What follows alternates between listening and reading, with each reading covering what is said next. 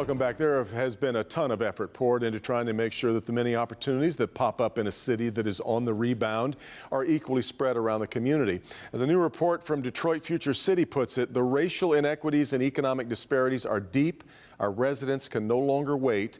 The time is now. The CEO of Detroit Future City, Anika Goss, is back with us again on Flashpoint. Anika, I want to, before we dig into what you found, I think an obvious question might be, how much did the pandemic affect what you were looking at and seeing? Did that kind of create a funhouse mirror effect around everything that might not fully be accurate? Right. Well, I wouldn't think of it as inaccurate. I would think of it as a framing for what our community was like pre-pandemic.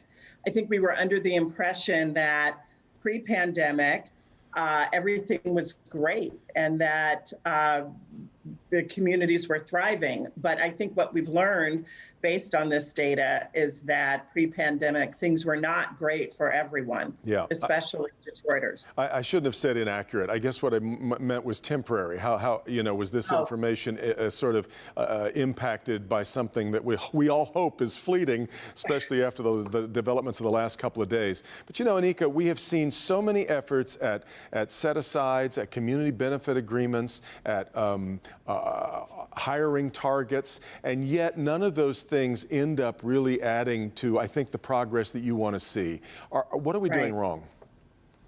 That's a really good point, Devin. I think, though, what we have seen in the report, we point out two areas of concerted efforts from public-private partnership, both in CTE certifications as well as infant mortality.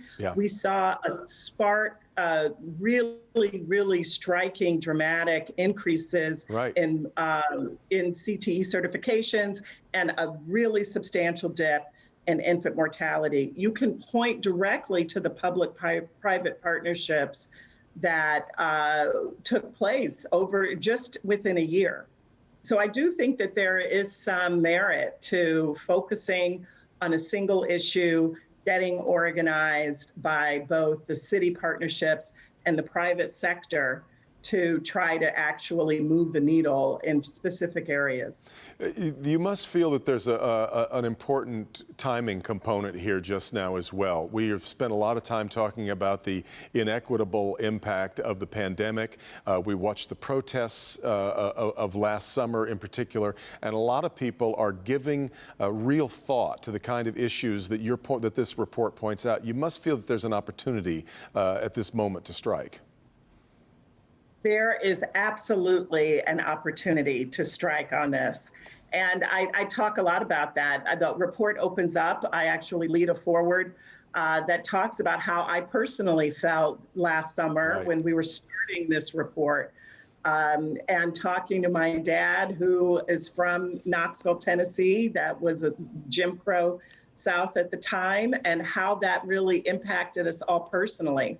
And so being able to look at this report, we don't shy away from the impact of systemic racism, of discriminatory policies like redlining and others that prevented wealth and opportunity, that created barriers to homeownership, barriers to owning business.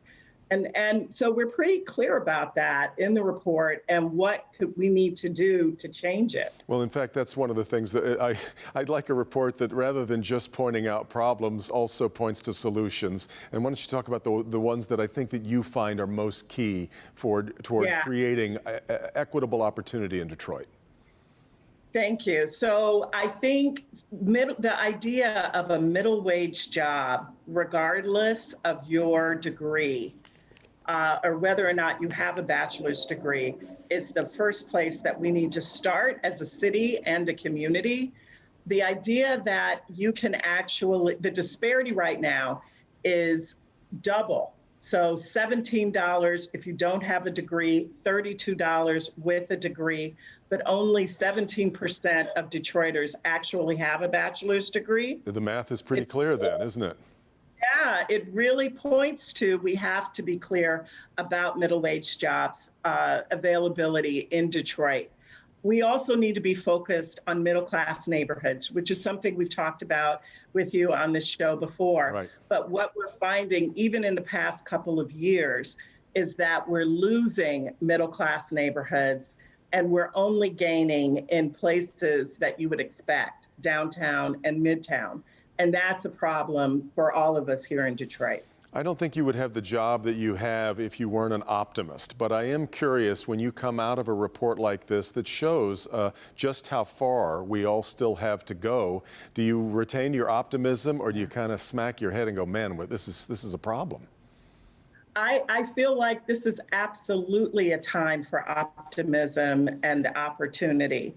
What better time than now, right? Everyone wants to be at the table to come together and figure out how we can build a prosperous Detroit. We also talk about the region quite a bit in the report. Yep. And how well the region is doing.